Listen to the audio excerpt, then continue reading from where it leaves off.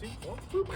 Okay, so today we're going to talk about quite the journey that you have. You have such a cool story, one from the overweight human person teen to the health and fitness professional. So again, we're going to take this through maybe 7 chapters through the arc of your journey here, and we're going to go back in time to when you were this overweight version of yourself. Okay, so describe to me, paint the picture of what this version of yourself looks like, so we can kind of get a better understanding of where you've come from. Cool. So, as you see me right now, not necessarily probably like the overweight person that I definitely once was. Okay. I weigh 175 right now, but at my heaviest I was 220 pounds, so roughly like 50 pounds over. Yep. So probably when middle school, high school was real, like maybe like late elementary school, but like, you know, my like main youth was when I really was that like overweight version of myself. And how did I feel? Is that what you asked me? Yeah. So okay. So you, in your youth, you were heavier set, which kind of leads me to some questions of what were the things that you were doing, the behaviors, the actions that led to that being the case. And so if it's in our youth, I know that there was a calorie surplus in there. So describe to me maybe some of the actions and the drivers that led you to being overweight. Yeah, so in my youth, fitness, athleticism was not a thing. I played Little League baseball from when I was really young, all throughout me being an overweight child, but not like a ton of activity in baseball. That was the only fitness I really got in, a couple times a week. And then, so you said calorie surplus, like I ate a lot. Like family dinners was common to just go up, get seconds, thirds. So there's a little bit of overeating. Overeating, yeah. Okay. We'd have pastas. We ate what, you know, we're a cooking family. We ate good tasting food, and my mom and my dad weren't necessarily like well educated on like health, or not necessarily health, but like, you know, cooking, nutrition, and all that stuff. And we didn't necessarily like incorporate it all the time. Sometimes we'd be like, maybe like, all right, guys, we're gonna have salad for dinner tonight with chicken on top. But most of the time, it was whatever my dad felt like cooking. Just pastas, like, you know, chicken, fried fish. We would do a lot, and it was just a lot of overeating like that. Another thing, definitely that played a part into it was my mom and my parents split up. Okay. So I would end up going to her house, and she lived in this small little village where you could walk to everything. So I would go to her house, go play at the rec park, and then after the rec park, you'd go to Broadway Pizza in Tivoli. And I ended up getting like 2 slices and Mountain Dew, probably 5 days a week. Okay. So, yeah, or probably around like 5 days a week. So I would eat pizza and soda way too frequently, and combine that with not a lot of movement. What was your age around this time, approximately? 12 to 16, we'll say. So 12 to 16, we were eating a good amount of food, maybe extras and seconds and a surplus, and then we kind of get into the habit where maybe we're eating an absorbent amount of pizza and soda in a week as part of our regular makeup, and this led you to becoming a little bit overweight at that time. Now describe to me, if you could, what were the emotions or the psychological place that you were feeling in that particular body and version of yourself? Yeah, so 12 to 16 puts me about, let's just say, 7th grade to 11th, almost graduating high school. Yeah. And I just had very little self-confidence. Like I tried to identify as being like the funny person, fun to be around. But even though people liked me, I didn't necessarily like myself, I guess you could put it. Yeah. I had very low self-confidence just because I always felt like, you know, I wasn't comfortable in my own skin because of being overweight, and I would try to hide my, maybe I even thought I was more overweight than other people viewed me as, just because I had such a low level of self-confidence. Yeah. But I remember I would always wear either like a baggy sweatshirt or like button up like plaid shirts, or like a little bit looser than a t-shirt. I was never comfortable, for the most part, wearing t-shirts actually. I would buy mediums, even though it wasn't a medium, just so it would be a medium, like just so I could say I wear mediums. Psychologically. Exactly. Yeah, which is very. That's a tough age to teen, preteen, to be experiencing all those heavy emotions. So that leads me into the next chapter, the next question of what sparked the change? Because that's a road that I feel like many people begin to go down with the calories and things of that nature, and it's hard for them to come out of. So what sparked the initial change is the first question I have for you. I would say the first spark of the change was my stepmother. Came into my life probably when I was around like 10 years old, let's just say 10 years old, and her son was very active, played football, baseball, all that stuff, and she found it like odd that I didn't do sports, so she forced my dad to sign me up for football. Okay. So coming from a kid who really didn't do anything except play video games and like relax, watch TV, to go in and play football, like instantly I lost a little bit of weight, but combined with that, is really when I found the love for like working out, I guess. What was the question again? Yeah, Wow, so tangent. yeah, no, that's great. What I'm hearing is through someone else's eyes, you were gently nudged to begin moving more is step one. Yeah. And step one led you to football. And then you said you began to enjoy weight training. Is that right? Now, was that through football? Was that through environment now? Like, that becomes another shift in, oh, okay, I'm a preteen. I'm dealing with what you said before was a lot of, like, self-confidence, low esteem. And then now I'm playing football, which is, I'm sure, challenge a lot of those things. And then you begin to, okay, I'm moving more through sport, and I learn how to lift weights. So this is now the transition point of like you're moving more, you're learning to lift weights. Why did you enjoy lifting weights? Were you seeing results quickly, or was it just the challenge of self? Tell us a little bit more about that. I think I enjoyed it because of the results I was getting. I was leaning out a little bit more. I was still extremely heavy, but I was like, enjoying the slight progress I was making. And it started with football. I started football maybe like 7th grade, 8th grade. We would do team workouts, but I wouldn't train on my own. And then when I got to high school is when they offered, like after school, you can go to the weight room with your friends. So I would do that pretty much every single day from, I don't know, just say 2 years maybe. And honestly, in order to do that, I didn't drive at the time. The buses weren't running. My grandparents would come pick me up every single day. They live 20 minutes away. Whoa. They'd come pick me up just so I could do that. Wow. And yeah, I would have this group of friends, and just the camaraderie of it. We all lifted together. That's where I really gained my first sense of knowledge when it comes to like all compound movements, bodybuilding movements. But that's really where I first started to enjoy getting stronger, getting a little bit leaner. I didn't necessarily have a love for like cardio yet, but I enjoyed lifting weights at the time. So 2 questions then.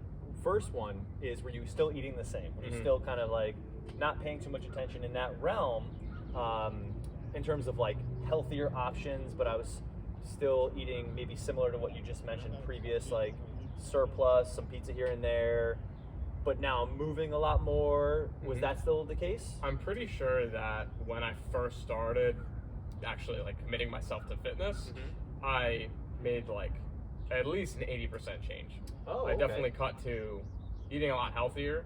I remember I started tracking on MyFitnessPal really early on. At that young? At that young.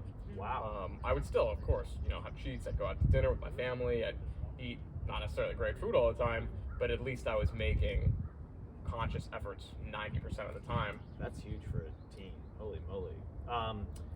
That's impressive. Going back real quick, I want to come back to that. Going back to just highlighting the success of how you anchored training.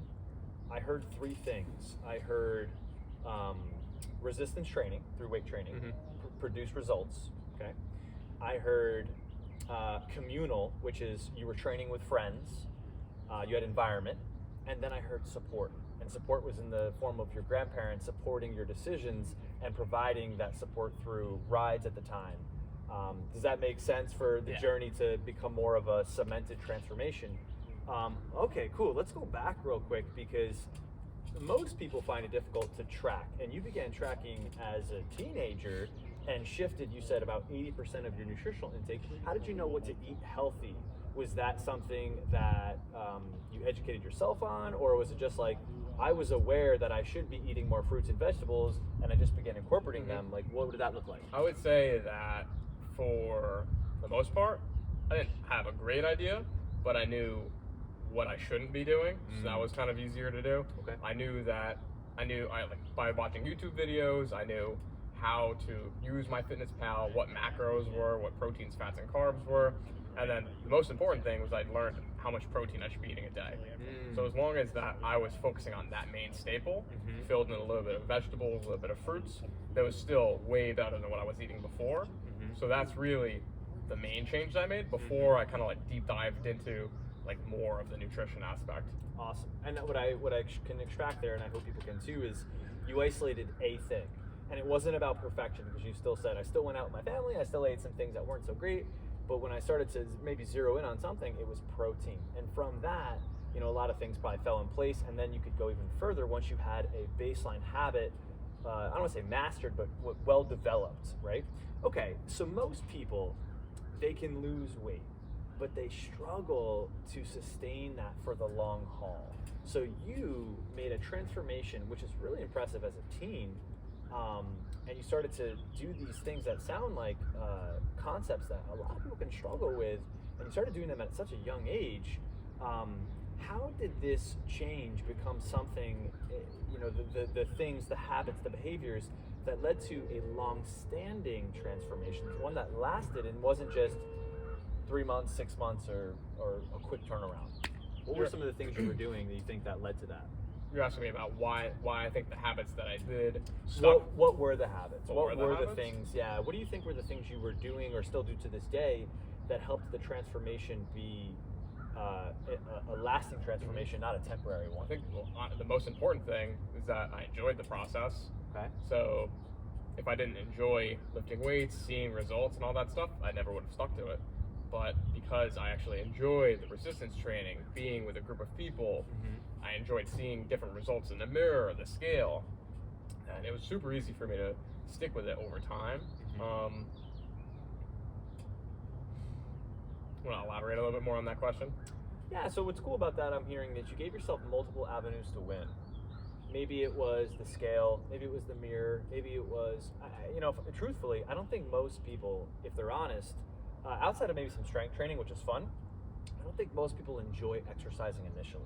It's uncomfortable, it's discomfort. And if we're coming from backgrounds where, you know, if we're honest, maybe we're a little bit lazier, or we're not as active, or going from that to like running and doing push-ups and squats, or, you know, even burpees or something like that, that stuff can be like, that's not comfortable or discomfort. Maybe easier to introduce yourself to weightlifting, to say, okay, I can pick this up, I can do this, and I can start to see the changes. Is there a correlation there that maybe makes sense for you? Absolutely. Of like that? Okay, cool. Let's go to the you of now. Okay, so that maybe you painted a picture initially of this version of yourself who maybe was 40, 50 pounds overweight, was making some not so great health choices, and then that led to low esteem, low self-worth. Fast forward to now, maybe we'll say what sounds like 8 to 10 years removed from that, and you're a health and fitness professional, you're a health and fitness coach, it's what you do as your profession. And just speaking, knowing you, your body fat is low, it's in a really healthy range, 12, 13%. You're super athletic, and you can run and walk on your hands and do all these really like amazing things. You're fit, you're strong. You're probably like, please keep going. Yeah. And while that's really cool, I think what's more special, and I want you to maybe share with us and share with me more, is now your profession is dramatically changing and improving lives. You work with people individually, you work with our groups, you're a big proponent for onboarding people from the ordinary, average person to transforming into an active, healthy lifestyle. What does that mean to you to give that to people, knowing your backstory, a little bit of your history now of I was once this overweight, low esteem individual, and now people from 18 to 50 to 60 to 30 to everybody in between, you give that back to people. What does that mean to you? Maybe elaborate in your own words, what that means to you, how important that is, why you chose this path. I think that the one thing that the main thing that really means a lot to me is that I know how much confidence I was able to instill in myself from the journey that I went on. So to be a part of everybody else's journey and just to see everybody's confidence get raised up 1% every time I see them, that's a massive thing, and I'm part of the process. So that really means a lot to me. Other than that, just to see how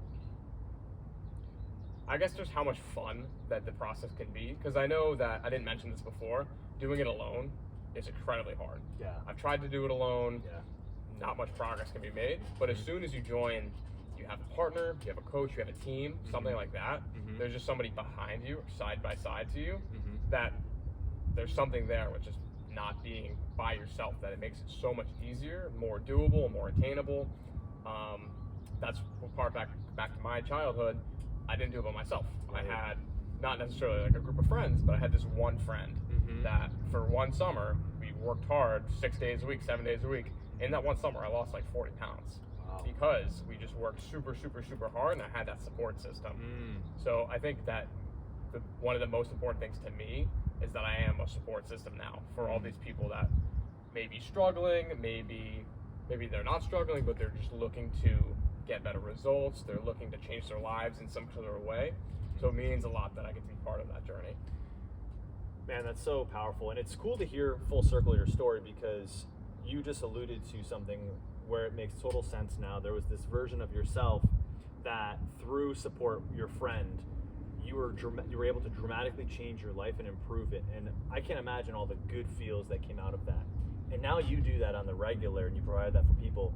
And if the people know you, you are the light for people. It's one of the things people highlight is like ability to make this fun, but also keep on the path for progress and results. And just maybe a kudos to you too is like, from you starting your journey in support, I've seen your grandfather come in here and work with Coach Nolan, to progress his health. Your mother works with Coach Abby, and I know that was all inspired through yourself.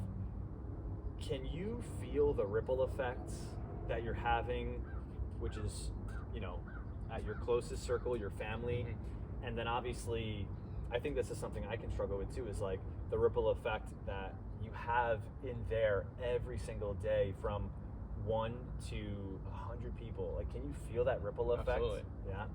And is that a driver of why you chose this career field and this path? I would say that me choosing the career path was, I don't want to call it luck, but this is how, I got here through after college. I came here, but it's definitely the thing that's keeping me here, is just to see how much, we'll use the word change, how much impact I can have on a daily basis with people trying to achieve their goals, working hard to do the next big thing that they want to accomplish. So yeah, it's very important to me. And maybe the last question, I guess, kind of a big question could be, do you know the kind of impact you want to have, or can you think in those terms, or is it just the ability to better self show up and keep bettering people, knowing that that's going to produce the impact that you're after? I think the second thing. Yeah. I'm more of a day-to-day person, and as long as I can keep doing day-to-day what I want to achieve, what I want to help people with, then that's really what matters to me the most. Awesome. What an awesome story, brother. Thank you. Thank you. Cool.